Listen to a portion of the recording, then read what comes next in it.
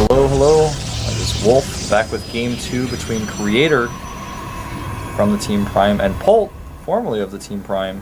The map is Crossfire, Standard Edition. And obviously this is a two-player map.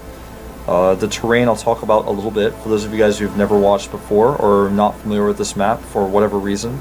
There are two watchtowers, one here is in the center. You can see this location, it's a little bit dark right now, but there's multiple ramps. This area, you cannot walk over this, you have to walk around, so you can enter from the natural, go up this ramp, then you have to go down a secondary ramp, then kind of go up a larger ramp, then go this way, or you could potentially go around the longer way.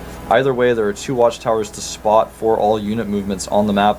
And for this reason, siege tanks are often used on this map, especially off of one base. You can do a one base push with siege tanks where you can catch your opponent off guard if he has units on the map, if you siege up correctly, if you have the watchtowers. But if you siege up on top of this ramp, you can start bunkering and moving units slowly closer and closer towards the nexus of your opponent. And then, of course, whenever your opponent attacks, you have the siege tanks on the high ground to support, you have bunkers on the low ground. It's very difficult to break. And if he doesn't have vision of this high ground here, then it's just impossible to break. So that's just some things to note about this map. A lot of Protoss is used to all-in on this map, but players have been figuring out, okay, you can hold a fast nexus here if you know just how to deal with that push. Immortals got that +1 boost to range, which helped out significantly as well. So I don't think we're going to see an all-in from Creator. It's possible, but very unlikely. Polt has taken his gas, and we may see him go for that factory tank Marine Banshee pressure, maybe just tank Marine without the Banshee. But it looks like actually he's going to get a reactor first. It may still be the factory build, but this reactor will allow him to do several different builds, and yep, this is one of them. Pulling the SCVs out of the gas and making a fast command center while getting that Marine production up. And the probe actually will see the reactor. So that's pretty good for Creator to know. He does not, however, know if he's going to be following this up with the factory or not. He wasn't able to see the gas. So with his first Stalker, he's going to try to aggressively scout. See if you can find out if there's a command center being built. And as far as I know, on this map, like Shadow Temple, if you get up to the top of the ramp, you can see the command center usually if it's put off to the side. But on this map, it's just slightly too far away if you put the command center here, so you won't even be able to scout that. So Creator's going to be playing a little bit in the dark. And that's why this build is so popular right now, especially in Korea, is because you can take gas, your opponent doesn't know what's going on. If you can hide the reactor as well, it's like really scary. What's he doing? Is he going to fast expand with the reactor? That's pretty rare, but he could be doing that. Is he going to go cloak Banshees? I don't know. Is he going to go for a 2 racks play with the second barracks having a tech lab? That's possible. Again, rare in Korea, but possible. So it's tough for the Protoss to be in the situation on the map like Crossfire, and the best reply, in my opinion, is exactly what Creator's doing, is to get the fast Robo. That way you can scout, you can put some pressure on. The Robo allows tons of different opportunities. You can do one base Colossus if need be. You can do that aggressively if you want to even. You can scout everything your opponent's doing and design a composition to beat it. You can pressure with an Observer and Immortals. So, just all sorts of different things that you can do with the Robo. So that's finishing up now. It's going to start an Observer. Chrono boosting it out. Wants to know ASAP what his opponent's up to. Polt obviously adding 2 more barracks here, as I've already shown. The command center is being made into an orbital. And Polt is checking around just to make sure that he's not getting Void Ray all-in, because it is a popular all-in on this map, because there's 2 entrances to each base, something I didn't talk about earlier. It very rarely comes up. There are destructible rocks at the back that you can destroy or charge Void Rays up on. For example, if you do a Void Ray all-in on this map, you can actually start charging up on these rocks over here, then fly over and start picking at the depots. There's all sorts of different things you can do with Void Ray all-ins on this map, so they're quite popular. Alicia, one of the first people to use the Void Ray all-in on this map quite often, and Genius kind of followed suit for a while. There was a time where Protoss thought this map was unwinnable, and since players have started playing more safely, it's not as common anymore. Now, we just see an Immortal being Chrono boosted out here. Despite the fact he's seen only Marines, he wants to get that Immortal out, add some extra DPS in, and of course it's useful in a lot of different situations, especially if Alicia wants to pressure. Now as his Nexus is going up, he can do tons of damage to these depots, for example. The Observer sees, oh, okay, Command Center has one of these gassy type builds where you take your gas and you get the reactor up, and he's going to know the timing of the stem is a little bit behind. He's going to know exactly what's going on. He's like, oh, okay, I see what you've done here. Very sneaky, very tricky. My Nexus may be a little bit late, but I have it on the low ground. Your Command Center hasn't even moved yet. He has dropped 2 mules though, and he will drop a 3rd. third mule. So 33 probes and 31 SCVs, but look at the discrepancy here in income. Some probes are being transferred, of course, that adds some discrepancy as well. Third gateway finishes up for Creator. And Polt may scan and kill his observer. Don't think it's worth it for him right now. There's nothing to really hide. Double bunker going up here as he's aggressive so he can fall back to these bunkers if need be. Right now Polt is a little bit in the dark of his opponent's composition. He knows there's a nexus there.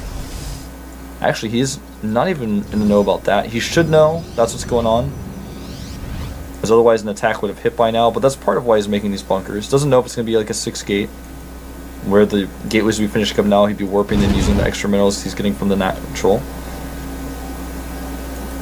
And it looks like we are going to see some aggression. It's going to be that immortal pressure. He's got 2 immortals, going to have a third one joining in when this attack hits. Polt will likely be able to hold this. We do have Stim finishing up. Stim should be finished in time for him to hold this. Cancels a closer pylon, deciding to wait a little bit longer, play it a little bit more safely. Scan does kill the observer, so that means he has no way to spot onto the high ground. This pylon is spotted. Now Polt may pull some SCVs here and even start a third bunker. He actually unloaded as a result of this. Okay. Two Marines and a Marauder in each bunker. So get the extra range on a variety of units. Yeah, and if I'm not mistaken, no concussive shells, so that is going to hurt this push, or this defense by Polt quite a bit. 3 immortals, they're all split in different directions. These force fields do block off the SCVs from repairing. There's a lot of sentries in this mix, but with Stim, Polt doing okay here. He's got a lot of units on the ramp doing some extra damage, and the immortals just continuing to do damage without targeting. Now they're targeting on the immortals, rather on the Marauders. There's just too many Marines here though, and with Stim, these Stalkers shouldn't even be able to escape. He can Stim again. Decides not to, however. There he goes.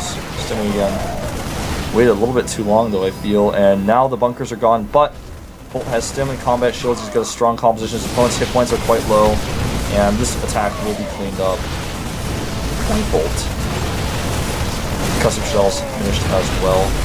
I want to trap these Stalkers.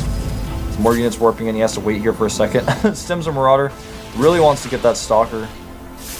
And a few more units being sent here. Notice he doesn't stim all of them. Well, in this case, because those units don't have enough hit points, I thought those were fresh Marines. They're not. The attack continues. 42 probes and 29 SCVs, so Creator with a slight economic lead. Remember, it's about, you can add about 12 to that, so put it at 42 to 41. So like I said, slight economic lead because of those mules. Double medevacs coming out here though means this army is going to be very healed up very quickly, and with the next pressure he puts on, it's going to be hard for his opponent to hold with no AoE damage. He's not going to have any forge upgrades, he's not going to have any cannons, he's not going to have any Templar tech, no charge, no blink. It's going to be tough. So Polt is moving across the map now. Takes out the probe. Luckily for Creator, though, it does allow him to know his opponent's coming. Can he stop it even though he knows it's coming? Probably not. This is going to be a really hard push to stop. He does have the Immortal in here. He's getting a few more units, and Polt may be able to break this. It's scary. It's hard to say if he can really do this or not. He needs to wait for these additional medevacs to come in here. If he has 4 medevacs, he can do this. He only has 3. I don't know if this can be done. Factory's going to tank a few shots and give some vision here. There's a second Immortal. Stim does go off. Nice micro by Polt. He's definitely going to get these Zealots at the very least. Not the best control on his medevacs. They're not healing when they could be. And in fact, he actually has to go away here. Let's look at the units lost tab and see who's lost more here. Yeah, it looks like our pros players lost a lot more than Polt at this point. Polt's going to go for a drop now as the factory gets chased down. He's going to lose this factory. He's going to start burning. There's no way for him to repair it. A drop could do some significant damage. There's no units waiting to deal with it. He's probably only going to get the pylon though and then get out.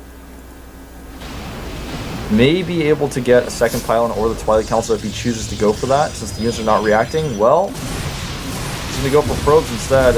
Very weird choice, but I was so surprised that people go for probes with the Marauder drop.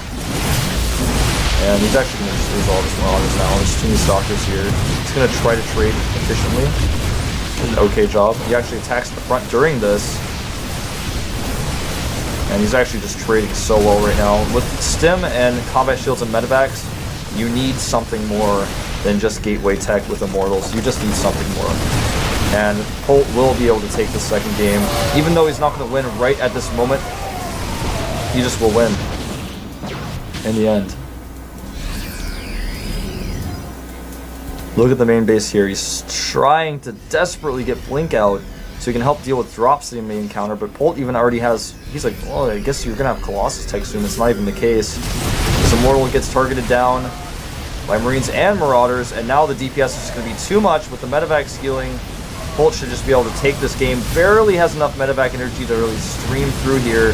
The last Stalker's falling. Probes fall as well. Look at the supply, 107 to 41, and Polt takes game 2. GG.